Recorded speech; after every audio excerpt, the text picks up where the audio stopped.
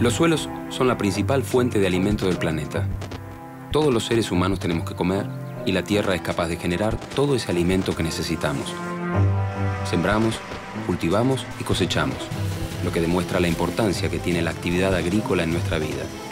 Pero la producción agrícola también puede contaminar los suelos, los alimentos o los ecosistemas. Lo que hoy nos parece beneficioso podría ser un grave problema. ¿Es posible desarrollar un modelo de producción agrícola más sustentable?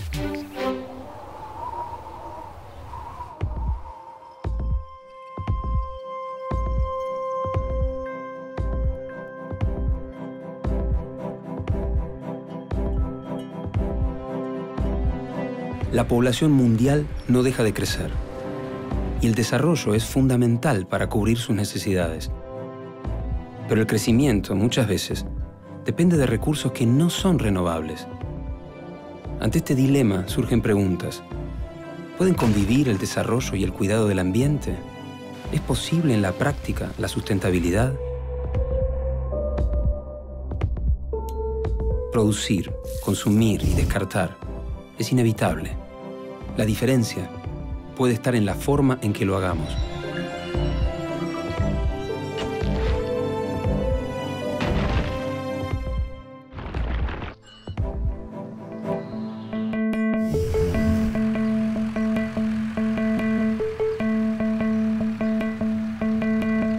La producción agrícola es el proceso por el cual el hombre transforma los ecosistemas naturales en ambientes modificados, con la finalidad justamente de producir alimentos, fibras y más recientemente también biocombustibles. Ese proceso lo realiza mediante la modificación de factores ambientales que pueden ser bióticos, por ejemplo, decide qué especies eliminar, qué especies introducir, o también puede modificar factores abióticos, como por ejemplo la humedad del ambiente o la cantidad de nutrientes que se van a agregar al suelo.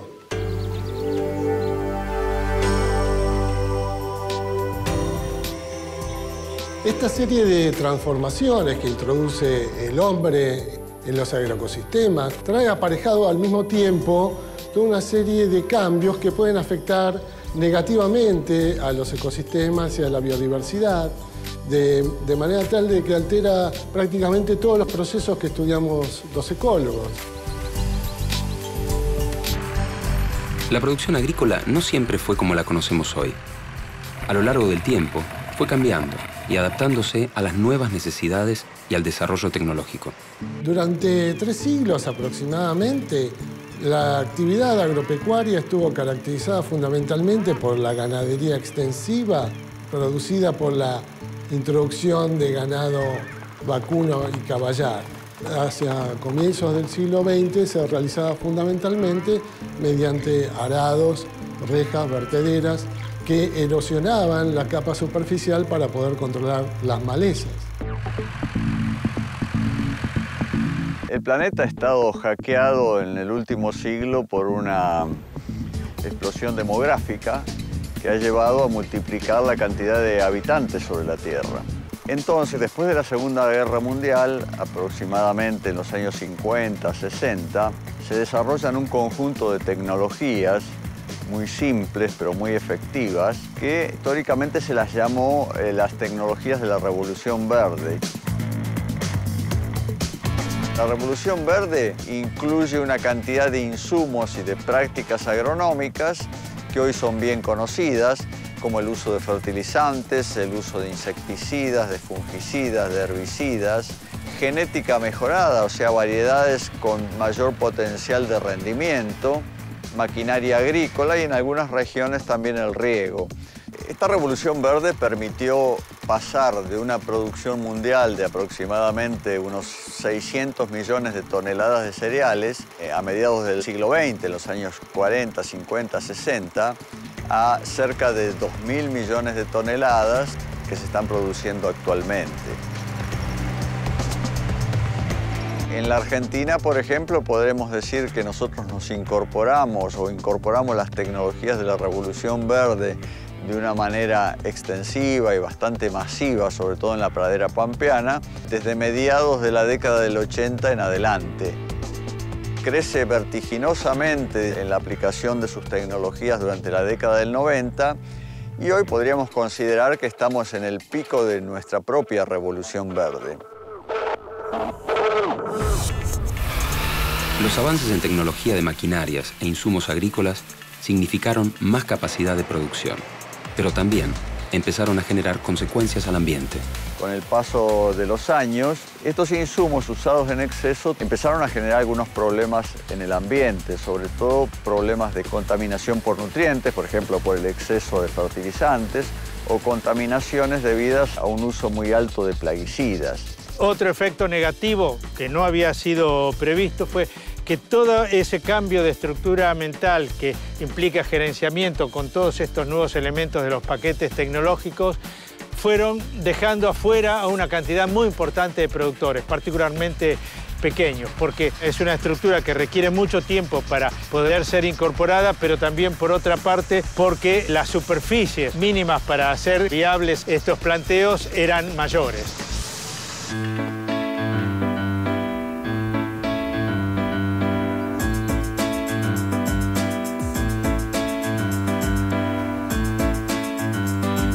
La siembra directa es fundamentalmente un cambio de paradigma, una nueva forma de ver la agricultura, que requiere de varias cosas en forma simultánea. Por una parte, una sembradora que evita todo el tipo de roturación que era tan común en la agricultura convencional, porque abre el surco, pone la semilla y después lo cierra, pero eso no serviría o serviría de poco si no se acompaña de otras medidas que son fundamentales, que tienen que ver con la rotación de los cultivos para recomponer la estructura de los suelos, la incorporación de materia orgánica, manejo responsable de los agroquímicos, la reposición de nutrientes, etc. Los distintos modelos de producción agrícola tienen distintas calidades en términos de sus emisiones. Se habla muchas veces de la siembra directa como gran elemento que absorbe gases de efecto invernadero y que mejora las condiciones de ese modelo agrícola. Pero lo que no se calcula allí es toda la cadena, es decir, todo el ciclo del carbono vinculado con eso. Y cuando nosotros allí, en ese modelo de agricultura industrial, le agregamos las emisiones relacionadas con los fertilizantes, con los agroquímicos, con la logística, con el transporte, con la llegada desde un producto, desde donde se genera hasta el lugar de destino, la emisión realmente es mucho más alta y realmente genera muchos problemas vinculados a este tipo de emisiones. En la actualidad, nuestro país supera las 32 millones de hectáreas bajo cultivo, con un gran predominio del cultivo de soja, que por sí solo representa más de la mitad de la producción total de lo que se cultiva. Desde hace ya unos años, en países como Argentina o Brasil, los suelos parecen servir prácticamente para un solo tipo de cultivo, la soja. ¿Por qué sucede esto? ¿Cómo afecta al ambiente? La soja es el cultivo insignia, diríamos, de la revolución verde en la Argentina. Es un cultivo que se ha expandido aceleradamente en 4 décadas, desde los años 70 hasta la actualidad, sobre toda la pradera pampeana, y se ha expandido territorialmente por el centro y el noroeste del país. Y hoy hay focos de cultivo de soja muy importantes en el NOA argentino, o sea, en el noroeste argentino. ¿Por qué se ha expandido tanto la soja? Bueno, no es un caso puramente argentino. En Brasil se expandió en una magnitud similar, en Uruguay también, en Paraguay, en Bolivia. La soja en la Argentina se expandió fundamentalmente por 3 factores. Porque es un cultivo de mayor rentabilidad relativa respecto a otros cultivos, y ha sido históricamente así. Porque es un cultivo muy plástico y adaptable a distintos ambientes dentro del territorio del país, en consecuencia se ha ido adaptando. Y en tercer lugar, porque el paquete tecnológico de la soja ha sido muy efectivo, muy fácil de aplicar y relativamente económico. En consecuencia, esos 3 factores han tenido una incidencia muy importante en la expansión territorial de la soja. Monocultivo es el cultivo de una sola especie. Eso en sí no es ni bueno, ni regular, ni malo. Hay áreas en Oriente donde hace miles de años se viene cultivando arroz, monocultivo de arroz. Y de por sí no es problemático. Lo que preocupa hoy a mucha gente es lo que se llama el monocultivo de soja. Y eso no es una cosa que ocurre por casualidad ni porque la quieran hacer los productores, sino porque es una cosa a la que virtualmente son empujados los productores porque no existe otra alternativa tan simple y tan rentable como la soja. Desde el punto de vista de lo que fueron, además, la introducción de esos monocultivos, también cambió hábitos sociales y generó diferentes respuestas desde el punto de vista social. Es así que hoy cuesta volver a hacer entrar al concepto regional de la zona la introducción de la rotación de los cultivos para la conservación de nuestros suelos. Se plantea la ciencia, el conocimiento, cómo poder mantener un proceso que es exitoso desde el punto de vista económico, mitigando o atenuando algunos efectos negativos que genera. Y aquí es donde es necesario incorporar a los indicadores monetarios de los procesos económicos, indicadores físicos que nos vayan de alguna manera monitoreando los cambios, la tendencia en la salud de los recursos naturales.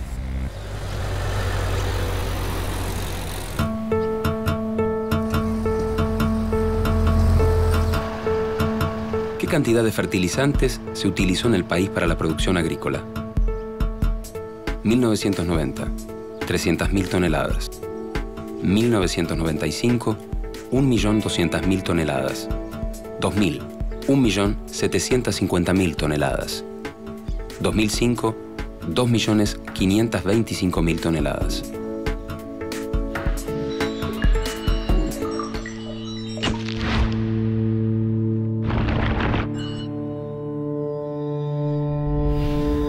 De a poco, se están encontrando opciones para una agricultura más sustentable. El camino requiere tiempo, inversión y un inevitable cambio de paradigma. Las tecnologías que llamamos de la segunda revolución verde, que son emergentes, que están apareciendo, apuntan a generar un modelo más sustentable de agricultura. O sea, a compensar, diríamos, entre comillas, los errores ambientales que generó la primera revolución verde. Estas características están muy relacionadas con las altas tecnologías, sobre todo con las tecnologías satelitales, las tecnologías relacionadas a la información, al conocimiento, a las comunicaciones. El ejemplo más paradigmático de eso sea la llamada agricultura de precisión, que es un paradigma productivo que está creciendo, que en la Argentina ya hay ejemplos de utilización. En la agricultura tradicional nosotros aplicábamos las mismas dosis de fertilizantes, de plaguicidas, las mismas densidades de siembra en todo un potrero de este tipo, asumiendo que era totalmente homogéneo. Lo que permite la agricultura de precisión es identificar dentro de estos potreros parches o parcelas que tienen mayor potencial productivo, que tienen distinta densidad de malezas, que tienen distintas características de suelo. Y entonces, a partir de ese mapa que se genera, se van utilizando los insumos y eso lo hace automáticamente una máquina que está conectada a los satélites y a los GPS que le van indicando exactamente dónde tienen que abrirse las boquillas para permitir una mayor siembra de semillas en ese lugar. La revolución genética que está ocurriendo va multiplicando alternativas productivas, no solo en la cantidad de variedades y de cultivos nuevos que van a aparecer, sino también en la capacidad que van a tener esos cultivos para enfrentar distintas perturbaciones o climáticas o ambientales de distinta naturaleza. Esto entra en el campo de la biotecnología y de la genómica. Y todas esas nuevas herramientas de las altas tecnologías empiezan a ponerse al servicio de lo que llamamos esta segunda revolución verde. De esta manera se ahorran muchísimos insumos y es una tecnología que se considera mucho más benéfica para el ambiente. O sea, no desbarata las tecnologías propias de la revolución verde, sino que las utiliza mejor, con mayor rigor y con mayor precisión. Por eso se llama agricultura de precisión. El tema de los plaguicidas, de los agrotóxicos, realmente es un tema de discusión. Uno tampoco puede poner fundamentalismos de decir no, bajo ningún concepto vamos a utilizar absolutamente nada, porque en algunos momentos reconozcamos que en situaciones extremas puede existir cierta necesidad de aplicarlos, pero siempre con un límite, y el límite es la destrucción del ecosistema. Nosotros podemos intervenir, digamos, en mayor o menor medida. La idea es que sea en la menor medida posible, dándole a la naturaleza la posibilidad de regenerarse, devolviéndole lo que le sacamos. Por la calidad y cantidad de su tierra, la provincia de La Pampa y toda la región pampeana es una de las principales zonas de producción agrícola en el país. Aquí, desde hace un tiempo, se está trabajando para proteger a los suelos de uno de sus peores enemigos, la erosión. La erosión eólica en la zona es muy importante porque los suelos, por su textura original, tienen mucha arena y son muy susceptibles a los procesos de voladura, a los procesos de acción del viento que comienza a hacer perder la natural tendencia que tienen estos suelos a ser fácilmente erosionables.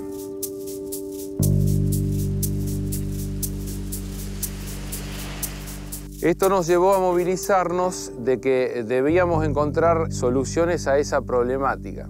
A partir del año 2000, la agencia del INTA, de la Estación Experimental Guillermo Cobas, del INTA Anguil, empezó a hacer diseños de los llamados cultivos de cobertura.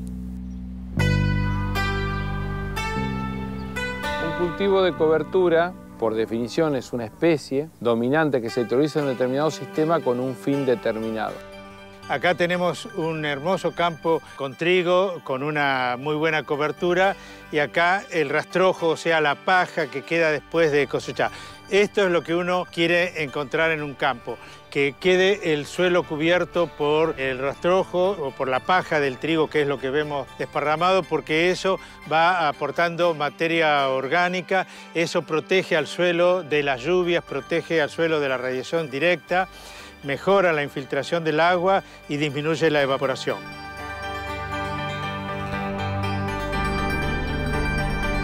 Muchos de los campos que están ya con el sistema de cultivo de cobertura han dejado de tener problemas de erosión eólica, ha aumentado la biodiversidad, eso lo vemos a través de la fauna, y la presión de la utilización de los productos derivados de la parte química es menor.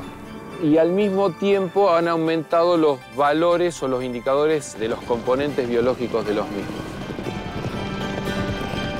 En definitiva, tratar de armonizar la parte productiva con el medio ambiente.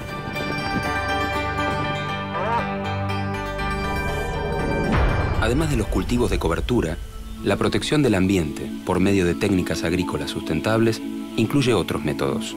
La agricultura orgánica es una agricultura de tipo comercial, cuyo principal objetivo es la producción de alimentos, productos naturales, sin el uso de agroquímicos o fertilizantes externos. Tiene una fuerte componente vinculada al aprovechamiento de recursos naturales como controladores biológicos para, por ejemplo, reemplazar a los insecticidas, producción de abonos orgánicos justamente para reemplazar a los fertilizantes sintéticos, y tiene una fuerte cabida y salida comercial en términos de demanda. Un sistema de producción hortícola orgánico tiene varias componentes. Entre estas componentes, una de las más importantes es justamente la construcción de diversidad. La diversidad entre las especies que se están produciendo en ese lugar. ¿Y por qué? Esa diversidad de alguna manera corta con ciclo de plagas y ciclo de enfermedades, mejora las condiciones de rotación y circulación de los nutrientes en ese suelo.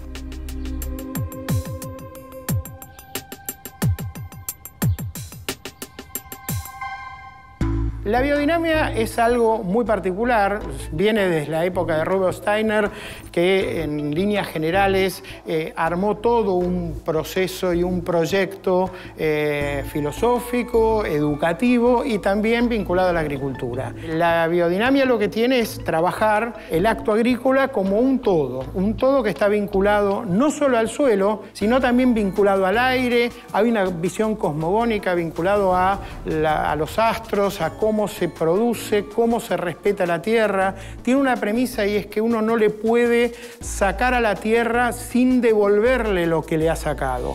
Y todo esto que parece muy romántico, que parece muy poético, lo más interesante es que en la práctica concreta, en el resultado concreto agropecuario, está haciendo una revolución en el mundo.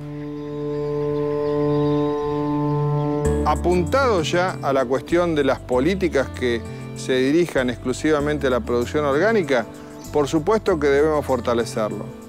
Superar los canales de comercialización o las garantías que obligan a una agricultura certificada de alto costo para los pequeños y medianos agricultores. Potenciar que las universidades, los institutos nacionales de tecnología, los institutos nacionales de ciencia vinculados a la agricultura, certifiquen y garanticen esto de una manera socialmente accesible, con una fuerte participación de ingenieros agrónomos, de estudiantes de agronomía, de las universidades nacionales, de las facultades de agronomía, de los ministerios públicos de cada una de las provincias. Y por otro lado también la construcción de canales, que son canales alternativos a la producción extensiva de la agricultura, que hoy tienen altísimos precios y que hace que para muchos esto sea un imposible. La agricultura sustentable también puede estar en las producciones hogareñas. Producciones pequeñas que siguen los mismos controles de calidad que cualquier otro producto, con el valor agregado de lo hecho en casa. La hidroponía surge como una técnica para resolver problemas ambientales, ya que la principal característica es el ahorro energético. Permite producir localmente en zonas urbanas, en zonas rurales, y producir el alimento que uno quiera consumir día a día. La hidroponía son los cultivos que se alimentan a través del agua y se reemplaza la tierra por un sustrato inerte. Básicamente lo que se hace es nutrir con sales minerales las plantas y el sostén lo que hace es darle estructura a las raíces. Al reemplazar la tierra por esta técnica, lo que se hace es elimina toda la parte de materia orgánica que contiene hongos, bacterias e insectos. La hidroponía tiene varios beneficios intrínsecos al ambiente. En primer lugar, hace un uso inteligente o racional del agua. Usa un 10% del agua de la agricultura tradicional que se pierde por percolación. Acá en los sistemas de hidroponía siempre hay recirculación y el 100% recircula. El segundo es la reducción o eliminación de herbicidas y pesticidas. La hidroponía permite reducir prácticamente en un 95% o en un 100%, depende el manejo que el agricultor haga.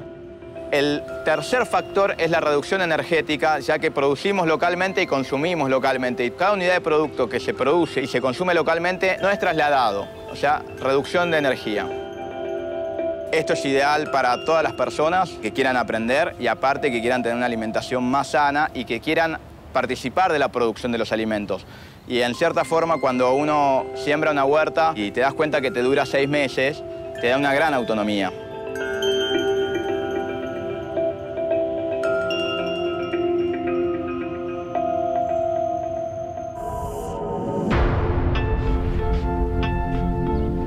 La agroecología es la agricultura del futuro. ¿Por qué? Porque es una agricultura de base sustentable que utiliza sustentablemente los recursos naturales, que aprovecha toda esta producción de base local, que hace a la producción, al consumo, a la seguridad y a la soberanía alimentaria.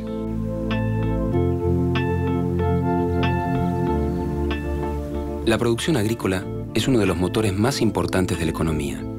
La cuestión está en cómo se produce. Las empresas y las asociaciones de productores deberán tomar conciencia, garantizando las buenas prácticas y el uso sustentable de los recursos naturales, mientras que los estados tendrán la responsabilidad más importante de todas: regular y controlar las prácticas agrícolas para proteger uno de los elementos más importantes con los que contamos, la tierra.